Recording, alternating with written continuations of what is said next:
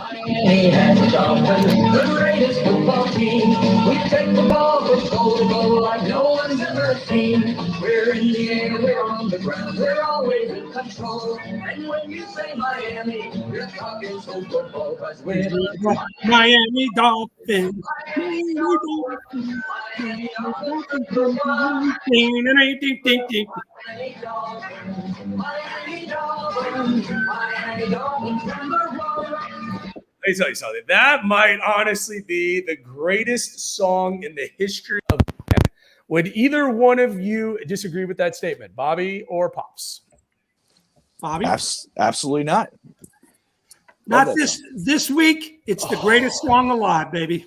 I got to be honest. First of all, welcome to episode 9 of Bottoms Up, Fins Up. I am the Hammer. We are joined by the boss. No, not Bruce Springsteen, Bobby Melendez. Pops, you're puttering around down in Sugar Land, Texas. Is that accurate? I'm kind of offended at the word puttering, but I am in Sugar Land. Well, as long as you can spell it, that's all that really matters. Amen. Let me tell you something. Mom's here. Evan's here. Dan is here. Dan was live at the game. I do think, Bobby, that the Finstock Sports Network should think about sponsoring me to go to every single game because I was live at that Ravens game. Your immediate thoughts about that taking place? I will laugh for now, but I would love the idea of one of us going to every game, especially after that experience. Well, yeah, one of us. I mean, that's fine. I mean, I am undefeated, so I do feel like it should be me just moving forward. Well, that's different. Okay, I think I should go. Dad, I don't think so. Because first of all, let me tell y'all something. Let's start off with this past game. Probably the greatest game I've ever been to. I mean, let's just put that out there. That was the most incredible comeback I have ever seen. Bobby, you were watching it where? You were at the house, right? Yes. Okay. Pops, you were, what was it? It was 4:00, which means you had already had dinner and you were headed to sleep. Is that right or no? No, look, I was in the finals of the shuffleboard contest, so I was still wide awake. But no, I was following it on my phone. And I got to be honest with you, when we got down 35-14, I was exhausted. We had just flown in and I fell asleep until you texted me with all kinds of stuff. I didn't even know you could text those kind of words. But you were going crazy. There's a lot of expletives. Let me say that. I will say this. That was probably one of the coolest stadiums I've ever been in, was Baltimore. Baltimore was incredible. Great stadium. Food, hospitality was incredible. But here's the thing. Let me ask you, Pops, first, and then Bobby, let me tell you. Can you give me the last week that you've been able to tune into sports media and everybody basically has something nice to say about the Dolphins? Like, this is weird. Like, it's different for me. Well, you get kind of leery because, you know, the Tua thing, I mean, great performance. I mean, 6 touchdowns, ties Greasy, ties Marino. We all know that. And you're just waiting for, okay, if he comes out Sunday, lays an egg, they're gonna go back to see. Why would you even put that into existence? It's not happening. No, you didn't hear me say it was happening. What I'm saying is, you said is that I get your point. I get what you're saying. They're getting very fired up about him, but they're doing it very tentatively because, you know, you got to show me. You got to do it more than one game. Do I love the guy? Absolutely. And I think it was interesting that they talked about the 6 touchdowns and the yardage. Nobody even mentioned the 2 interceptions that, Michael, you saw. I think one of them was kind of a not his fault one. But, you know, for once, everybody concentrated on all of the positives of what Tua did with that team. So, Bobby, let's go to you first, and then I want to get to the next point. But what are your thoughts? I mean, you're in sports media. This is what you do. It's been really refreshing, you know, around the water cooler. You know, I'm wearing the Dolphin stuff into the office. I literally look like TD walking into the office. Hat, socks. You know, I got the Miami Dolphins thong on. You know, I'm doing my thing. Hey, you know what? It's a different, you know, when you looked at when I predicted the season, full disclosure, I had Miami winning this game 17-14. We discussed that on Bottoms Up Fins Up as well. Yep, absolutely. I had Miami winning. I had Miami starting 2-0, but not like this. Not like this. And this was a different kind of win. This was a major comeback win. Tua threw 6 touchdowns, and it was great. And good for him. He deserves the slime. He deserves his flowers. But for the team, see, it was like the week 1 when it looked like New England was kind of, I don't think anybody, and I could be wrong, at least for me, for the first time, I was never worried about losing the game. I had no concern that New England was going to come back. This game, at first, at halftime, it was kind of like, here we go. Oh, stop it, Evan. Come on, Evan. Come on, Evan. No, Evan just wants flowers and rainbows. That's why you watch Finn's Bandwagon. Anyway, so I'm not going. I'm just messing. But anyway, for this game, yes, it was like, as a fan, and I can only imagine for you there, but for a fan watching on TV, you're going, well, damn it, man. Here we go again. We're getting the Baltimore Ravens. But if you looked at the team, if you watched the team during that football game, even when they were getting blown out, whatever you want to call them, the first half, they never looked like they gave up. So that's why, like I said it on Twitter, I was like, yes, you give Tua his flowers. He deserves it. 6 touchdowns, and people go, oh, wide open wide receivers, whatever. That's why you go get Tyreek Hill.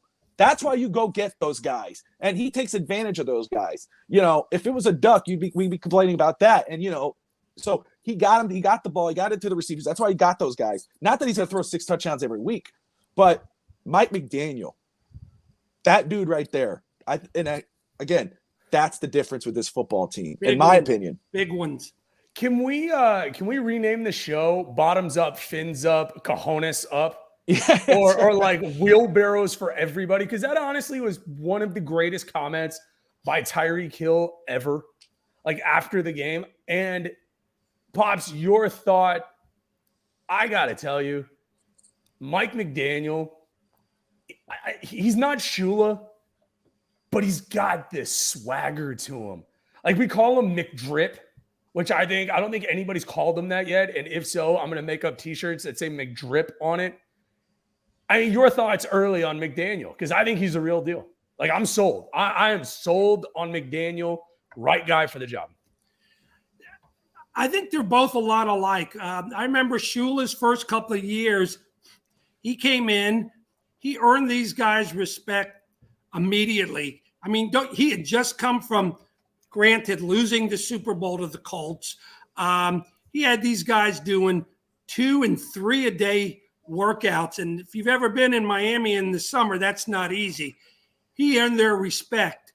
I think McDaniel has earned their respect, but I think it started almost on the very first day when he was on that plane coming to Miami, and he was already talking about, I can't wait to go there and get together with Tua, and we're going to start working together.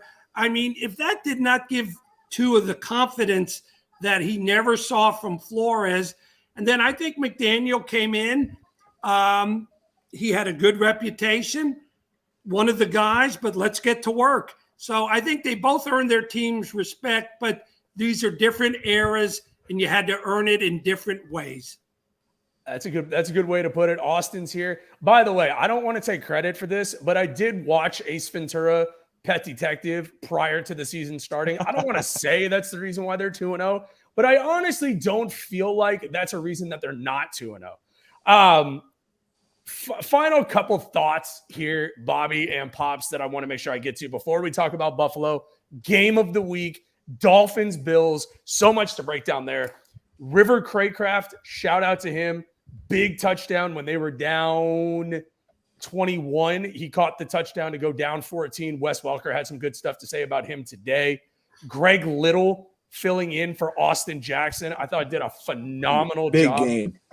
Massive game for him. Mike Gesicki with the worst touchdown celebration dance I have ever seen in my life. He danced almost as bad as you do. Yeah, we call that the Caucasian because that might have been the worst dance I have ever seen. And Tyreek Hill and Jalen Waddle, best wide receiver combination in the league. bar none. I don't think that there is a better through 2 weeks. I don't see it. I mean, I don't know if there's another one, but all of those things. Am I missing anything, Bobby, that we're not talking about? No. You're with the wide receivers. I absolutely agree with you. I think somebody was talking about that earlier in this week, I think on Twitter somewhere. And it's like, how can you even argue that? I mean, Jalen Waddle and Tyreek Hill, they're as advertised, and it's exciting. Ingold, and Evan could speak to this. Evan hosts the Fins Bandwagon. He's been watching Fins talk since the beginning. Ingold was my, dark horse MVP for his football team. And I mean, look at what he did last week, this past Sunday. And I'm just going to say about the Mike McDaniel thing, what you said, Mike, is not crazy because as Pops has said at the beginning, and I don't think it's negative or unfair. Yes, for the rest of the season, Tua is going to be that because whatever he does, it's going to be extra. Everybody's going to look at that. If he comes next week and throws 4 picks, people are going to be like, oh, there it is. Do the same. That's going to be the conversation. I don't think anybody's going to talk about that with McDaniel because it's a different vibe with this football team. There'll be a question mark until if something happens, whatever. They won't be with McDaniel. McDaniel to me is here to stay. Sean Payton, you could dream. You could pray. He could talk all he wants about Tua and everybody else. He's not going to get the job because McDaniel, I think, is a long-term answer at coach. That's a sealed thing, in my opinion. I think that's one of the best hires that they have made in a long time, I'll tell you. And I'll tell you, Michael, you were talking about giving credit. I think 2 things. I think if I remember, they held Baltimore like twice on 4th and 1. And that's a momentum changer right there, Well, yeah. It was 4th and 1, and it didn't make sense. By the way, Landon Roberts, Pops, where did Landon Roberts go to college? The University of Houston. Thank you so much. Appreciate that. Just throwing that out there, Bobby. That's where I went to school. I think you went to the same place as Connor Williams and Brandon Jones, and unfortunately, Devin Duvernay also went to UT, as did Justin Tucker. So I look at my buddy Dan, you got to imagine, and we're hyped. I mean, people are screaming and yelling, and of course they take the kickoff back 7-0. I go, here we go. We're going to lose 49-0. All right, this is it. Even at the end, by the way, which was not pass interference, Rashad Bateman calling for pass interference was absurd.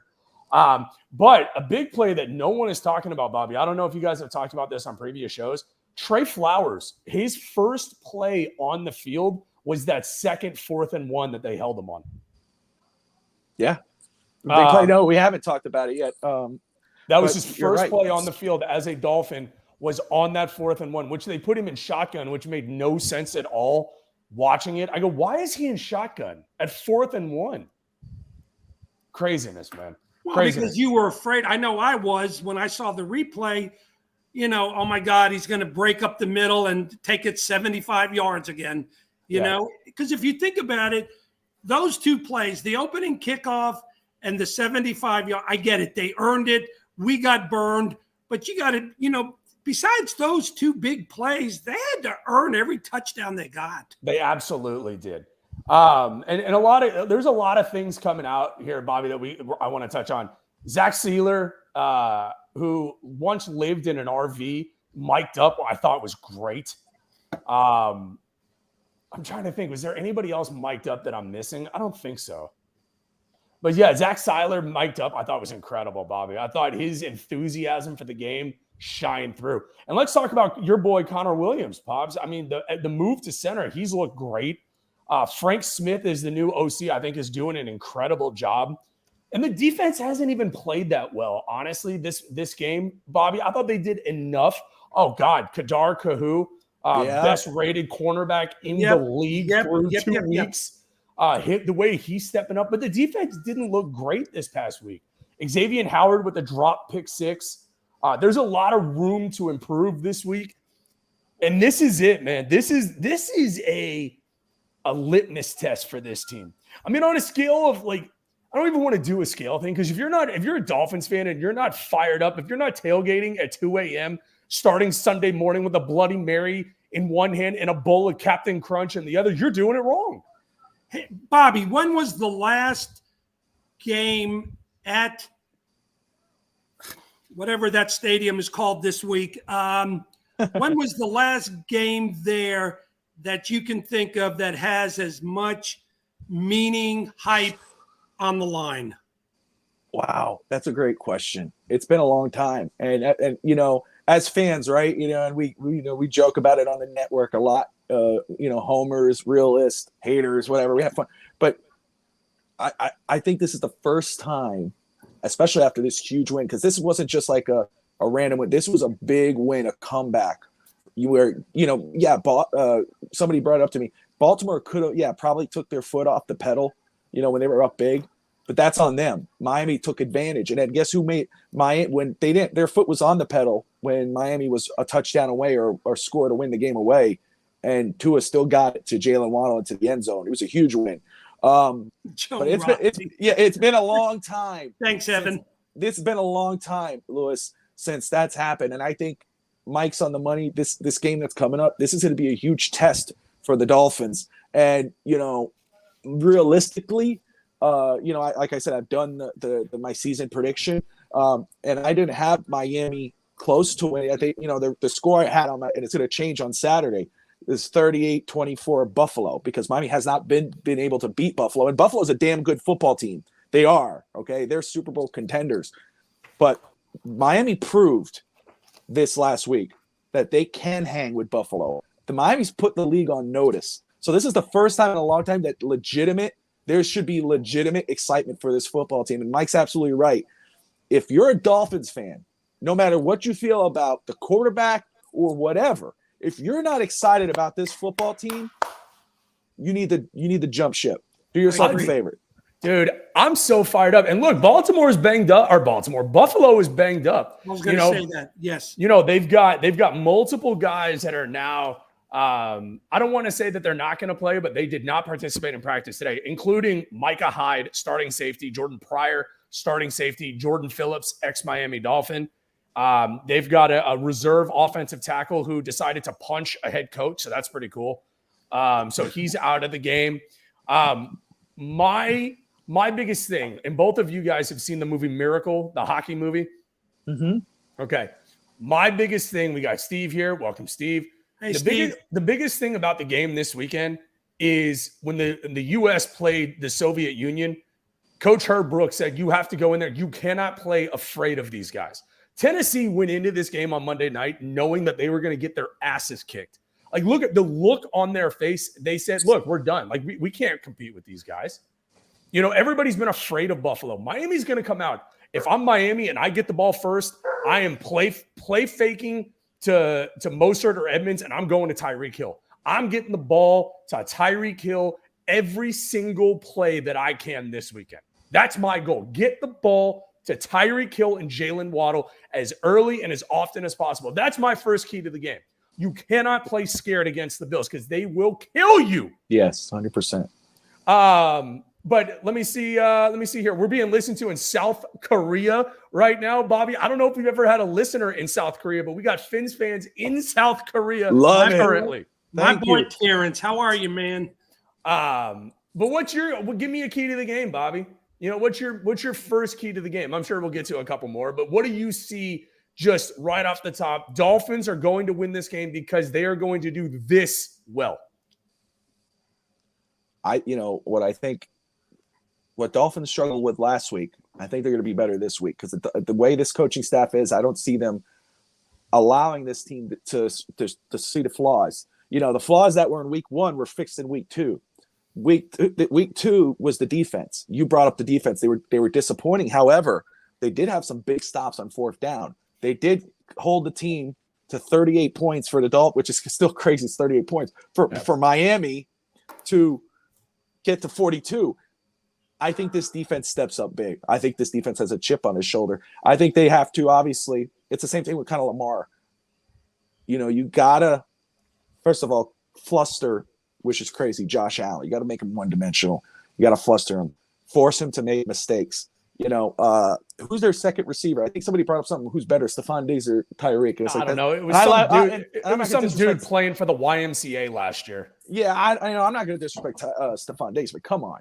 But I think that's the first key is you need to neutralize Josh Allen. You know, force them to go another way. And that is a tough task. And that's why to Buffalo, no joke, it's a tough team to beat. But if Miami's defense could neutralize them as best they can and Miami could go score to score. Miami cannot leave a score on the field. They need to make sure they get every point they can in that football game. Pops, give me a thought by you on something we haven't talked about, but where do you see, a key to the game? Give me Lewis Brown's key to the game. Special teams and defense. I think you need to get at least one score either from the defense or from your special teams. And I agree with what Steve had said. I think they need to give Tua just enough time. And you know what? He can dink and dunk all day because you got speed between the two receivers. I think they're going to activate the guy for Easy E this week. You got the running backs. I think you need to just keep the passing game medium dinks and dunks, keep the ball, keep Buffalo's offense off the field. It's going to be hot there, and I think you've got to wear them down. Bobby, my quick question before we move on to the next point. If the four of us fought Alec Ingold in a MMA-style fight, do you think we would have a chance or no? If we teamed up on him? Yeah. No. Yeah, me neither, dude. He threw a block. I think it was in the early first quarter on the Jalen Waddle. I think it was a screen. He threw a block downfield. That dude is a man's man. Like, that might be one of the more underrated pickups in the league. That's my guy. Like, I'm an Alec Ingold guy now. Like, I feel like I'm going to go out and buy a jersey of Alec Ingold. I can't believe I'm saying that. Would he be only the second fullback to ever have a jersey purchased? Him and Mike Allstott. Well, you got to look at his role. I mean, there's not a lot of teams that are even using a fullback anymore. Right. That's so old school. And, leave it to McDaniel to bring him over with him from, hi, Marla. Hi, Michael. Congratulations again on bringing this guy over who what a fullback used to do is he used to block for the better running back. He'd lead the sweep and, you could throw him some passes on third down. And this guy is playing that role to perfection.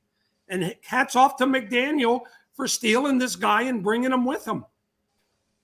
Bobby, I think that was perfectly put. Yeah, I can't add anything other to that.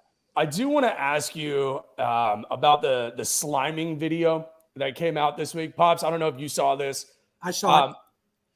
I don't want to talk about him getting slimed. Like that's cool. The looks. Yes. On the faces of his teammates. That's the difference in this football team right there. The picture of Tyreek Hill and him. The fact that when he did the video, it was like a 9-second video after, and he said, "This award goes out to my teammates, and on behalf of the Miami Dolphins organization, we thank you." This is the Tua we've been looking for 2+ years. And it's not all on Brian Flores. I'm not going to blame Brian Flores because Tua had to grow up. Yeah. And this has only been 2 games, but he looks different, man. Like the look in his eyes is something that I haven't seen in 2+ years. And you're right.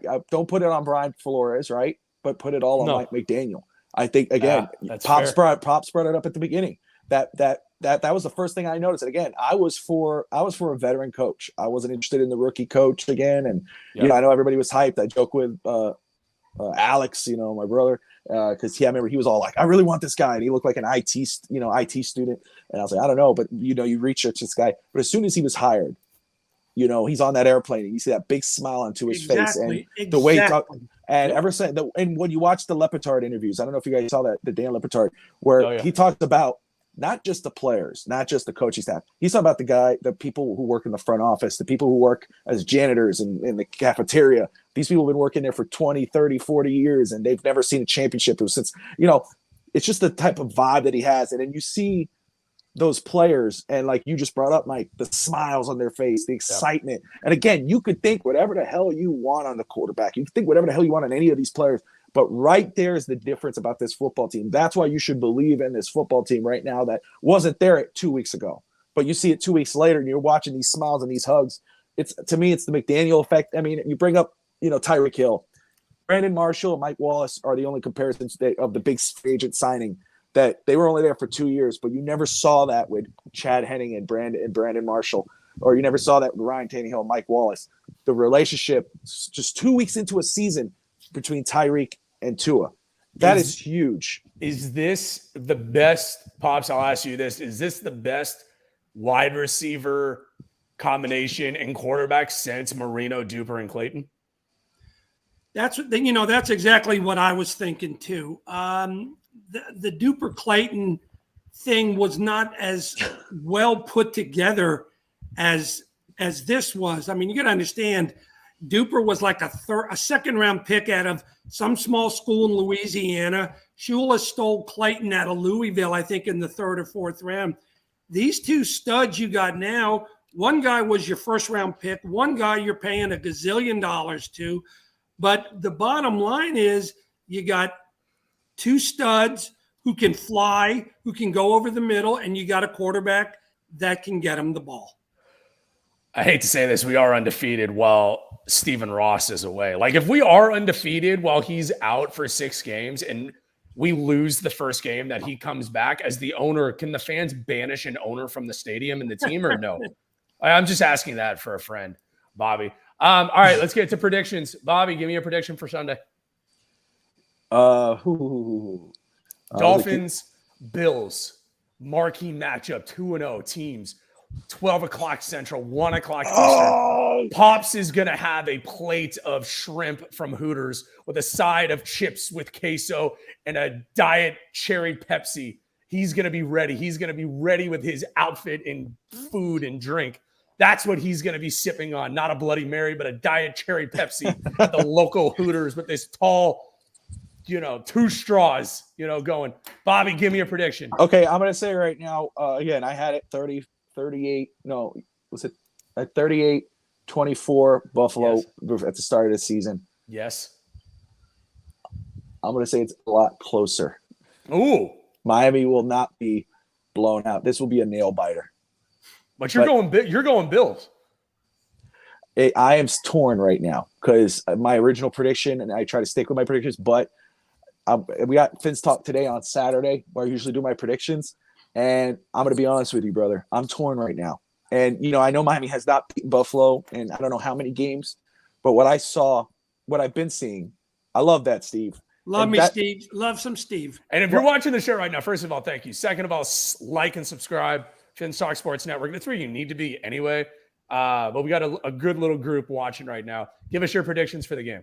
But yes, Bobby, continue. Yeah, my apologies for interrupting. No. I'm just gonna say that yes, I am leaning Buffalo, but it's not finalized because I did pick Buffalo at the beginning. I think there's a big chance Miami could pull this off. There's a vibe in Miami right now. You're gonna make me change it, aren't you?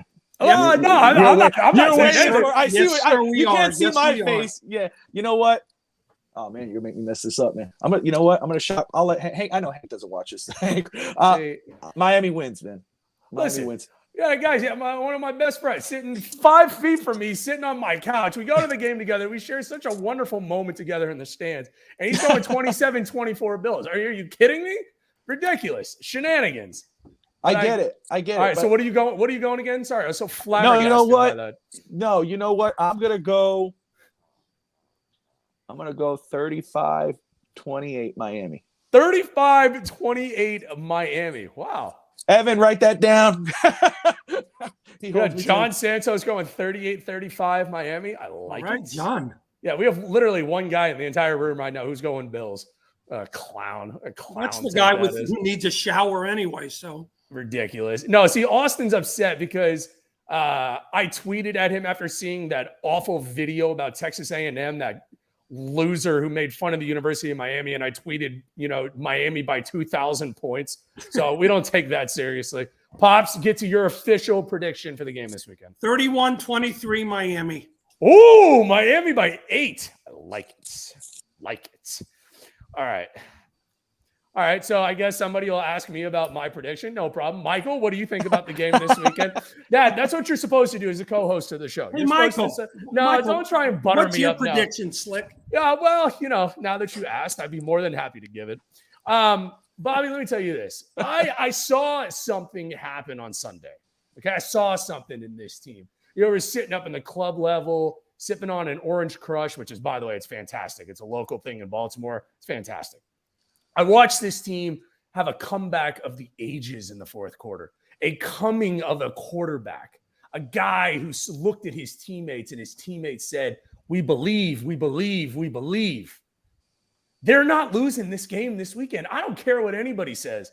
Predictions, they're going to go to Sunday. You know how they do all those stupid little predictions. Oh, who's going to win this game? And fat Rex Ryan's going to probably choose against the Dolphins.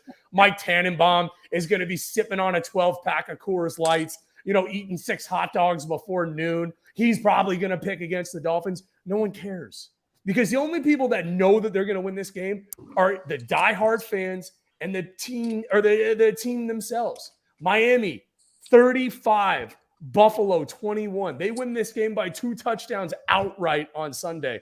And you know what? There is going to be a celebration on South Beach. There are going to be men parading the streets in nothing but their smile and a Dolphins thong on. Okay, there are a multitude of those people. We're going to fly them in. Dolphins win. Yeah, they do. Those? Yeah, they win. I'm buying you one, Pops. Right. I'll tell you that right now. We're going to wear it on the show next week. Next week, it's going to be spectacular. 35-21. Bobby, this was a lot of fun, man. We had a blast tonight. Absolutely. I'm sorry my camera is not on. It wasn't on purpose. Oh, no problem. I was wearing my Dolphin shirts too. I was all dressed up. I was excited. I couldn't not come on to this. I've been holding my tongue. Well, absolutely. Pops, who are you wearing? What jersey are you wearing this week? I'm honoring Manny Fernandez this week. Wow. Hold on. You pointed that camera down. I know. You got to preface when you're pulling that camera down. We need a little bit of notice. Do I look like Pee-wee? Do I look like Paul Rubin? Sorry. Whoa. Okay. I love it. I will say this though. For most of you who weren't alive and don't know this, Larry King used to be one of the play-by-play announcers along with Rick Weaver for the Dolphins. And there was some great comeback against the Jets. I'll never forget in the fourth quarter, long time ago. And Larry King had a great ending. He goes, you cannot have the greatest team comeback in the fourth quarter unless you played the worst 3 quarters of your history as well. And I think that kind of sums it up. We didn't play great, but you know what? Fourth quarter, you would have thought Marino was out because you knew in the fourth quarter with Marino, you had a shot. You had a shot every time. And that was the feeling I got from these guys that, you know what? We're here. We're here, and get ready, Buffalo. Sunday is going to be so lit inside of that stadium. I kind of want to go. Pops, if I don't meet you at Hooters on Sunday, it's because I'm at the game. Thanks for the invite, by the way. You're welcome. No problem. This has been another episode of the Bottoms Up, Fins Up podcast. Thank you all so much for joining us. Thank y'all. Thank you, everybody, for tuning in. Next Thursday, we actually have a game next Thursday. We will be playing the Cincinnati Bengals, so we may have to move Bottoms Up, Fins Up next week. We'll make sure to post. Bobby, I'll get with you. We'll talk about when we want to do that show. Maybe we do like a really cool pregame show at 6:00 Central Time. Maybe that would be cool to literally lead right into the game. I do want to wish all of our Jewish listeners a happy Rosh Hashanah, which is this Sunday, the Jewish New Year. Pops, happy Rosh Hashanah. I look forward to celebrating with you on Monday when I get back from South Beach. Make sure to check out Finstock Sports Network, Twitter, YouTube. We have so many cool things going on.